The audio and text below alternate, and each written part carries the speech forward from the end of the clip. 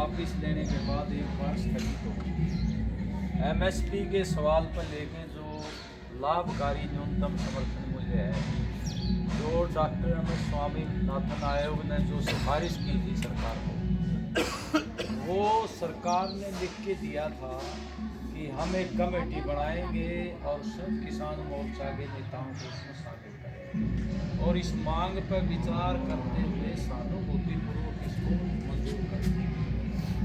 9 दिसंबर 2021 को ये वायदा किया था। बिजली बिल जो निजीकरण का ला रहे थे, उसमें भी उन्होंने संशोधन करने से पहले कहा कि हम संयुक्त किसान मोर्चा के नेताओं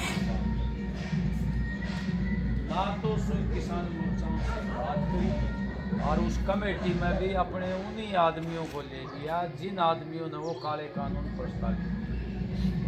संयुक्त किसान मोर्चा को इग्नोर करके उस कार्यक्रम में और वो आगे बढ़े।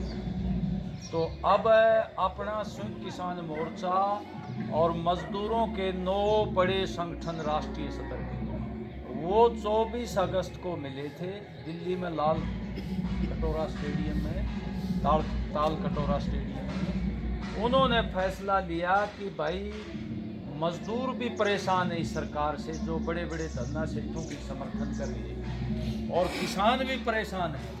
हम इकट्ठे होकर इस सरकार को के विरुद्ध लड़ाई संघर्ष करके और अपनी मांगों को मनवाएंगे।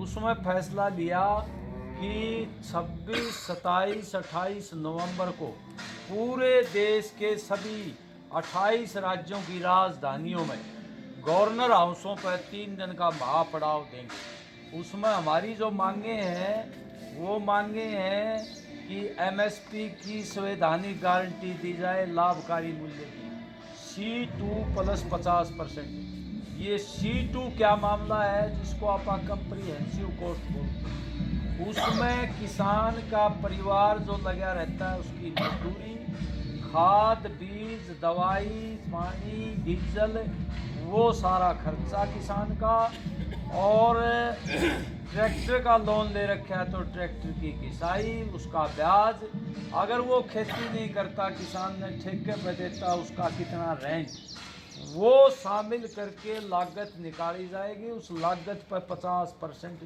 ऊपर लाभकारी उसको दाम दिए जाएंगे। 100 रुपये लागत है तो 150 रुपये मिलेंगे। ये C2 प्लस 50% की अपना संवैधानिक गारंटी की मांग कर रहे हैं। अपनी लुटाई होगी। अब देखा होगा बाजरे में लुटाई हुई, उससे पहले कपास में, सरसों में लुटाई हुई, धान में लुटाई हो रही है, और दालें हैं, सूरजमुखी तेल की फसलें हैं, सब में लुटाई हुई। ये कानून बन जाएगा तो कोई भी प्राइवेट व्यापारी या सरकार की एजेंसी उससे कम नहीं खरीद पाएगी, उसमें उसके खिलाफ मुकदमा दर्ज हो जाएगा। ये संवैधानिक गारंटी अपन देना चाहते हैं। दूसरा, बिजली का निजीकरण कर रहे हैं, ये अभी स्मार्टफोन लगेंगे, उसका अपन ने विरोध करना है। स्मार्टफोन जो मीटर हैं वो इस फोन की तरह ही होंगे, उसमें आपको पहले चार्ज करना पड़ेगा फिर बिजली यूज करनी। प्राइवेट लोगों के पास बिजली चली जाएगी तो हम ना घर की बिजली चला पाएंगे ना ट्यूबवेल की चला पाएंगे, इतनी महंगी हो जाएगी, हमारी कैपेसिटी से बाहर हो जाएगी, वो मुनाफा कमाएंगे। इसलिए आप बिजली प्राइवेट ना हो। शिक्षा, स्वास्थ्य, बिजली, ये बहुत अनिवार्य चीज़ें होती हैं किसान के लिए, मजदूर के लिए, आम जनता के लिए। उनको मुनाफा कमाने के लिए अडानी अंबानी जैसे लोगों को ना दिया जाए, ये अपनी मांग है। तीसरी मांग है कि अपनी जो लुटाई हुई है 2006 के बाद, क्योंकि ये रिपोर्ट जो थी ये 2006 में दे दी।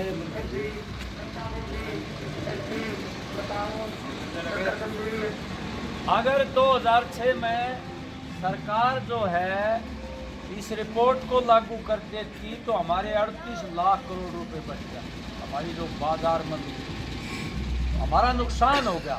प्राकृतिक आपदा में सरकार बीमा और मुआवजा देती नहीं है। अभी भी भिवानी जिले के 246 करोड़ जो है 2022 के कपास के और 2023 के जो बेमौसमी बारिश हुई थी, ओले पड़े थे, सरसों में पाला मार गया था, ओलों से नुकसान गेहूँ सरसों में हुआ था, उसका अभी बीमा नहीं दिया, 246 करोड़ बकाया है। अपन ने 2 प्रदर्शन भिवानी में करे थे, बड़े प्रदर्शन किसान सभा के। और ये जो हमारा कृषि मंत्री है, इसने कहा था भाई बीमा तो मैं कोशिश करूंगा जुआन की, लेकिन